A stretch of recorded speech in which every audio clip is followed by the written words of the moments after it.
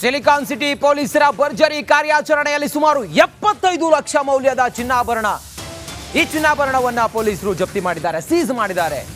KGF ಮೂಲದ ಆರೋಪಿಗಳನ್ನ ಬಂಧಿಸಿದ್ದಾರೆ ಪೊಲೀಸರು. ವರಮಹಾಲಕ್ಷ್ಮಿ ಹಬ್ಬಕ್ಕೆ ಇಟ್ಟಿದ್ದ ಚಿನ್ನ ಕಳವು ಮಾಡಿದ್ದ ಈ ತಂಡ ಕದ್ದಿದ್ದ ಚಿನ್ನವನ್ನ ಪೊಲೀಸರ ತಂಡ ಈಗ ಸೀಸ್ ಮಾಡಿದೆ.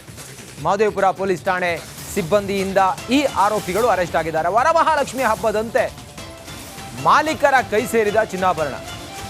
ವರಮಹಾಲಕ್ಷ್ಮಿ ಹಬ್ಬಕ್ಕೆ ಇರಿಸಿದ್ದ ಚಿನ್ನವನ್ನ ಕದೀಮರು ಕದ್ದು ಪರಾರಿಯಾಗಿದ್ರು. ಮಹದೇವಪುರ ಪೊಲೀಸರು ಇವರ ಬೆನ್ನು ಬಿದ್ದಿದ್ರು. ಮಹದೇವಪುರ ಪೊಲೀಸರು ಇವರನ್ನ ಈಗ ಬಂಧಿಸಿದ್ದಾರೆ. ಆ ಮೂಲಕ ಕದ್ದಿರುವ ಚಿನ್ನವನ್ನ ಪೊಲೀಸರು ಸೀಸ್ ಮಾಡಿದ್ದಾರೆ. ನೋಡಿ, ಈ ಗೋಲ್ಡ್ ವರಮಹಾಲಕ್ಷ್ಮಿ ಹಬ್ಬದ ದಿನದಂದೇ ಈಗ ಮಾಲೀಕರ ಕೈ ಸೇರಿದೆ. ರಿಪಬ್ಲಿಕ್ ಆರ್ ಕನ್ನಡ ಆಯ್ತಾ.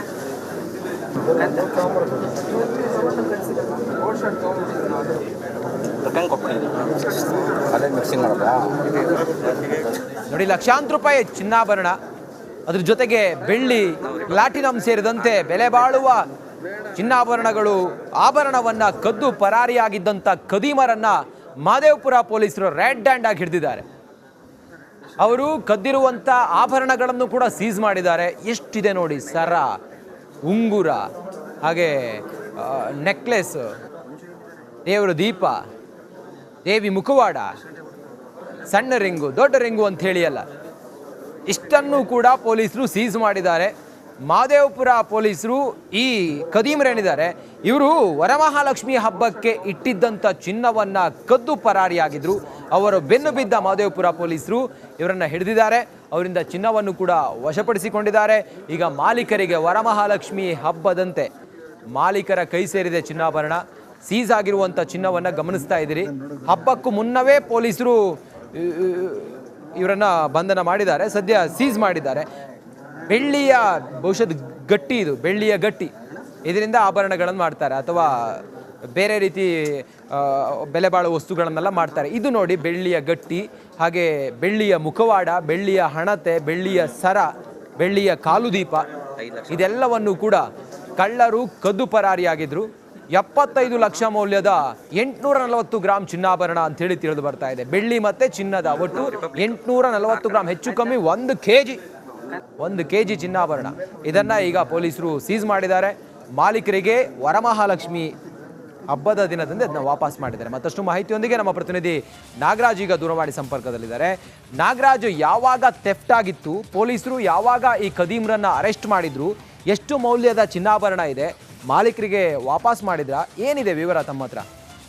ರಂಜಿತ್, ಏನು ಕಳೆದ ತಿಂಗಳು ಮಹದೇವಪುರ ಪೊಲೀಸ್ ಠಾಣಾ ವ್ಯಾಪ್ತಿಯಲ್ಲಿ ಮನೆಗಳ್ಳತನ ಪ್ರಕರಣಕ್ಕೆ ಸಂಬಂಧಿಸಿದ ಒಂದೇ ದಿನ ಒಟ್ಟು 6 ಪ್ರಕರಣಗಳು ದಾಖಲಾಗ್ತವೆ. ವಿವಿಧ ಮನೆಗಳಲ್ಲಿ ಕಳ್ಳತನ ಮಾಡಿರೋದ್ರ ಬಗ್ಗೆ, ಈ ಬಗ್ಗೆ 6 ಮನೆಗಳಲ್ಲಿ ಒಂದೇ ತಂಡ ಕಳ್ಳತನ ಮಾಡಿರೋದ್ರ ಬಗ್ಗೆ ಪೊಲೀಸರು ಪ್ರಾಥಮಿಕವಾಗಿ ಮಾಹಿತಿಯನ್ನ ಕಲೆ ಹಾಕಿ ನಂತರ ಆರೋಪಿಗಳ ಹುಡುಕಾಟವನ್ನ ನಡೆಸುವಂಥದ್ದು. ಈ ವೇಳೆಯಲ್ಲಿ ಕೆಜಿಎಫ್ ಮೂಲದ 4 ಆರೋಪಿಗಳನ್ನ ಬಂಧಿಸಿ ಅವರ ಬಳಿ ಇದ್ದಂತ ಸಾಕಷ್ಟು ಚಿನ್ನಾಭರಣವನ್ನ ಸುಮಾರು 800 ಗ್ರಾಮ್ಗೂ ಅಧಿಕ. ಬಹುಶಃ ಕರೆ ಕಟ್ಟಾಗಿದೆ, ಮತ್ತೆ ಸಂಪರ್ಕ ಮಾಡೋಣ. ಥ್ಯಾಂಕ್ ಯು ನಿಮ್ಮೆಲ್ಲ ಮಾಹಿತಿಗಾಗಿ ನಾಗರಾಜ್.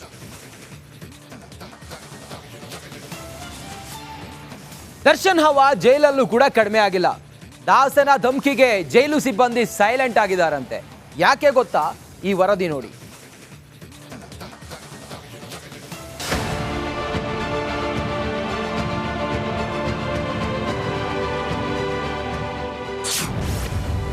ಕಂಬಿ ಹಿಂದಿರುವ ಕಾಟೇರ್ನಿಗೆ ಕಷ್ಟವೋ ಕಷ್ಟ.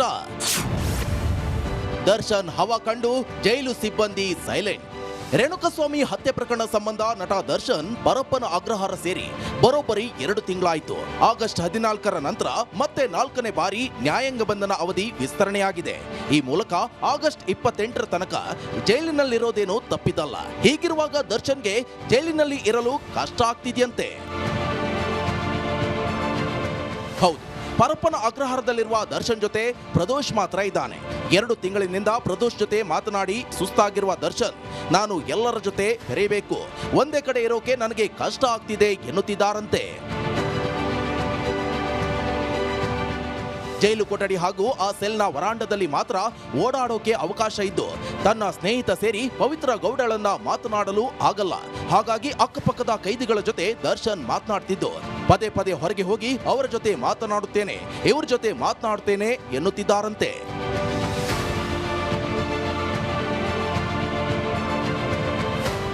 ಜೈಲು ಸಿಬ್ಬಂದಿಗೆ ನಿತ್ಯವೂ ದರ್ಶನ್ನಿಂದ ಬೈಗುಳ ಕೇಳಬೇಕು. ಮೇಲಾಧಿಕಾರಿಗಳು ಕೂಡ ಕೂಲ್ ಆಗಿದ್ದು ತುಟಿ ಬಿಚ್ಚಲು ಹಿಂದೇಟ್ ಹಾಕ್ತಿದ್ದಾರೆ. ಪರಪ್ಪನ ಅಗ್ರಹಾರದಲ್ಲಿದ್ರೂ ದರ್ಶನ್ ಹವಾ ಕಡಿಮೆ ಇಲ್ಲ. ಹೊರಗಿನಿಂದಲೇ ಅಧಿಕಾರಿಗಳನ್ನ ಕಾಟೇರ ಕೂಲ್ ಮಾಡಿಸಿದ್ದಾರಂತೆ. ಜೈಲು ಸಿಬ್ಬಂದಿಗೂ ಸಹ ದರ್ಶನ್ ವಿಚಾರದಲ್ಲಿ ಕಟ್ಟುನಿಟ್ಟಿನ ಕ್ರಮ ಬೇಡ ಅಂತ ಮೇಲಾಧಿಕಾರಿಗಳು ಹೇಳಿದ್ದಾರಂತೆ. ಕೊಲೆ ಪ್ರಕರಣದಲ್ಲಿ ದರ್ಶನ್ ಜೈಲು ಸೇರಿದ್ರೂ ಹವಾ ಕಡಿಮೆ ಆಗಿಲ್ಲ. ನವೀನ್ ಶೆಟ್ಟಿ ಕರಾಡಿ, ರಿಪಬ್ಲಿಕ್ ಕನ್ನಡ, ಆನೇಕಲ್.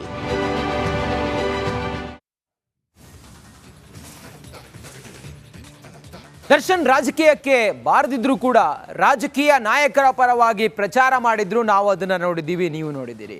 ಆದ್ರೀಗ ಜೈಲು ಹಕ್ಕಿ ದಾಸನಿಗೆ ಸಹಾಯ ಮಾಡೋಕೆ ಯಾವ ಶಾಸಕರು ಕೂಡ ನೇರವಾಗಿ ಮುಂದೆ ಬರ್ತಿಲ್ಲ. ಹಾಗಂತ ಯಾರೂ ಕೂಡ ಸುಮ್ಮನೆ ಕೂತಿಲ್ಲ. ಹೇಗೆ ಸಹಾಯ ಮಾಡ್ತಿದ್ದಾರೆ ಅಂತ ಯೋಚನೆ ಮಾಡ್ತಾ ಇದ್ದೀರಾ? ಈ ಸ್ಟೋರಿ ನೋಡಿ.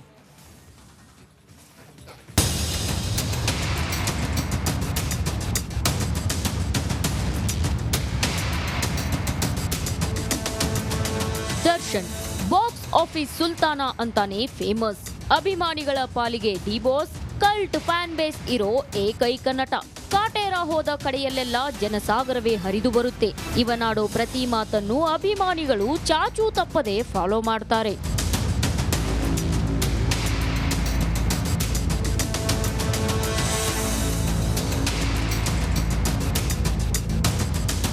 ಇದೇ ಕಾರಣಕ್ಕೆ ಎಲೆಕ್ಷನ್ ಬಂದ್ರೆ ಸಾಕು ಶಾಸಕರು, ಸಚಿವರು, ಅಭ್ಯರ್ಥಿಗಳು ಡೆವಿಲ್ ಹಿಂದೆ ಬೀಳ್ತಾರೆ. ಚುನಾವಣಾ ಪ್ರಚಾರ ಮಾಡಿಸ್ತಾರೆ. ಪಕ್ಷ ಅಂತ ನೋಡದೆ ದಾಸ ಕ್ಯಾಂಪೇನ್ ಮಾಡ್ತಾನೆ. ಹೀಗೆ ಅಭ್ಯರ್ಥಿಗಳ ಗೆಲುವಿಗೆ ಕಾರಣವಾಗಿದ್ದ ದರ್ಶನ್ಗೆ ಇವತ್ತು ಯಾವ ಶಾಸಕರು ಕೂಡ ಸಹಾಯಕ್ಕೆ ಬರ್ತಿಲ್ಲ. ಕದ್ದು ಮುಚ್ಚಿ ಜೈಲು ಹಕ್ಕಿ ದರ್ಶನ್ಗೆ ಸಹಾಯ. ತೆರೆಮರೆಯಲ್ಲೇ ಶಾಸಕನ ಬೆಂಬಲಿಗರಿಂದ ಹೆಲ್ಪ್. ನೇರವಾಗಿ ದರ್ಶನ್ ಸಹಾಯಕ್ಕೆ ಬಂದ್ರೆ ಅಪಾಯ. ಕೊಲೆ ಆರೋಪಿ ಪರ ನಿಂತ ಹಣೆಪಟ್ಟಿ. ಹಾಗಂತ ಕಾಟೇರನಿಗೆ ಸಹಾಯ ಮಾಡದೇ ಇದ್ರೂ ಸಮಸ್ಯೆ. ಹೀಗಾಗಿ ತೆರೆಮರೆಯಲ್ಲೇ ಶಾಸಕರೊಬ್ರು ಬೆಂಬಲಿಗರು ಜಗ್ಗೂದಾದನಿಗೆ ಸಹಾಯ ಮಾಡುತ್ತಿದ್ದಾರೆ. ನಿಜ, ವಿಜಯಲಕ್ಷ್ಮಿ ಬರೋಕು ಅರ್ಧ ಗಂಟೆಗೂ ಮುಂಚೆಯೇ ಶಾಸಕರೊಬ್ಬರ ಬೆಂಬಲಿಗರು ಜೈಲಿನ ಬಳಿ ಬರ್ತಾರೆ. ವಿಜಯಲಕ್ಷ್ಮಿ ಬರೋ ಬಗ್ಗೆ ಜೈಲಾಧಿಕಾರಿಗಳಿಗೆ ಮೊದಲೇ ಮಾಹಿತಿ ನೀಡಿ ಡೈರಿಯಲ್ಲಿ ರಿಜಿಸ್ಟರ್ ಮಾಡಿಸ್ತಾರೆ. ದರ್ಶನ್ ಭೇಟಿಗೆ ಪಾಸ್ ಪಡೆದು ಎಲ್ಲಾ ವ್ಯವಸ್ಥೆ ಮಾಡ್ತಾರೆ. ಕಾಟೇರನ ಭೇಟಿ ಬಳಿಕ ವಿಜಯಲಕ್ಷ್ಮಿ ಹೊರಡ್ತಾ ಇದ್ದಂತೆ ಶಾಸಕನ ಬೆಂಬಲಿಗರು ಕೂಡ ಹೊರಟು ಹೋಗ್ತಾರೆ. ಪ್ರತಿ ಸೋಮವಾರ ವಿಜಯಲಕ್ಷ್ಮಿ ಬರೋಕು ಮುನ್ನವೇ ಪ್ರತ್ಯಕ್ಷವಾಗೋ